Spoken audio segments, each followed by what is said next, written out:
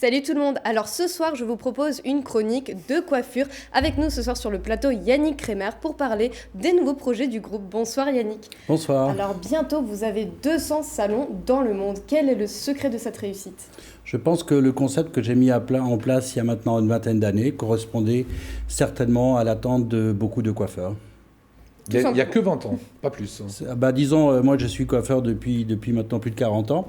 Mon papa était coiffeur aussi et d'abord j'étais franchisé pendant une vingtaine d'années et j'ai pris ma liberté d'expression à partir du début des années 2000. Okay. Donc ça fait une vingtaine d'années. Et vous laissez également une liberté aux franchises alors ? Comment ça se traduit ? C'est ce qui fait partie du concept et c'est ce qui a plu justement.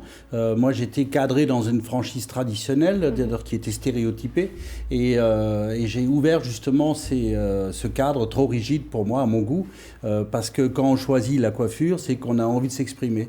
Et le coiffeur, il doit pouvoir s'exprimer, notamment par rapport à la décoration de son salon. C'est pour ça que tous mes salons sont différents. Tous les salons ont une décoration différente. Et puis surtout, artistiquement, je leur donne la possibilité à tous les coiffeurs du groupe de pouvoir s'exprimer artistiquement et en immortalisant leur travail. Alors vous avez également créé vos propres produits Kremer et pour cette année, vous avez des nouvelles perspectives concernant la distribution de ceux-ci. Ça fait une dizaine d'années que j'ai lancé les produits que vous avez ici, vegan, qui sont botaniques et naturels.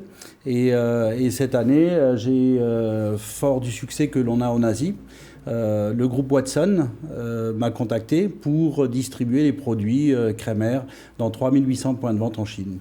Alors en parlant justement d'Asie, c'est inéluctable. En ce moment, on parle de coronavirus. Comment est-ce que vous gérez donc cette crise au niveau des salons, au niveau du business ? Alors c'était une crise assez importante pour le groupe chinois. Parce qu'effectivement, les salons étaient fermés 4 semaines. Le virus est tombé en plein Nouvel An chinois. Donc, tous mes collaborateurs et salariés sont partis dans leur famille. Et donc, tout le monde était à l'extérieur. Et le gouvernement chinois a décidé de confiner un peu tout le monde à la maison. La Chine était en arrêt pendant 1 mois.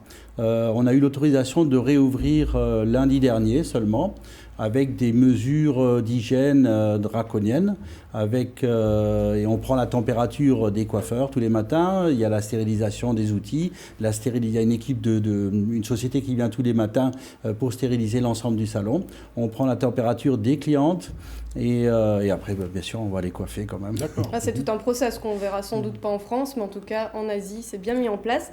À partir de cette année, il y aura également une nouveauté, c'est qu'on va pouvoir retrouver vos produits dans des hôtels. Oui, toujours fort du succès chinois. Au mois de mars, j'étais en Chine pour l'ouverture du salon à Shanghai, un énorme salon, et les Chinois font tout en grand. Ils avaient invité 400 VIP, et en l'occurrence, il y avait la directrice commerciale d'un groupe qui s'appelle Hôtel Emporium. Elle m'a dit, tiens, je verrai bien vos produits dans nos hôtels. Alors, je ne savais pas exactement de quoi il s'agissait.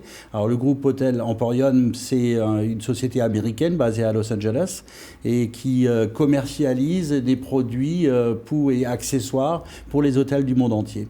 Donc, le groupe Hôtel Emporium a signé le premier contrat de licence de marque avec la première marque française, c'est Kremer. Donc, je suis assez fier de cette collaboration et de ce partenariat.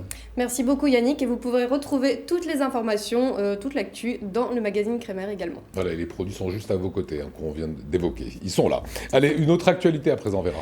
Alors Lionel, on peut faire un tas de choses avec les cheveux, on peut faire des instruments de musique, oui, non, avec sans déconner, vraiment. Mais pas seulement, il y a aussi des bijoux et aussi des vêtements. Regardez, c'est Muriel Kabil qui crée des vêtements à partir de cheveux naturels ou synthétiques. Elle exploite le cheveu sous toutes ses formes, parfois tissé et mélangé à d'autres matières également. Le résultat est vraiment impressionnant. On ne saurait même pas où sont les cheveux, où est le textile. C'est dingue. Et un petit coup de cœur pour finir. Alors, est-ce que vous connaissez le bébé le plus chevelu au monde ? Non.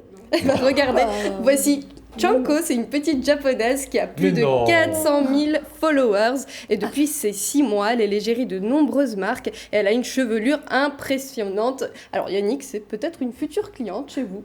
Pourquoi pas. Ouais, celle-là, elle va faire gagner de l'argent au coiffeur.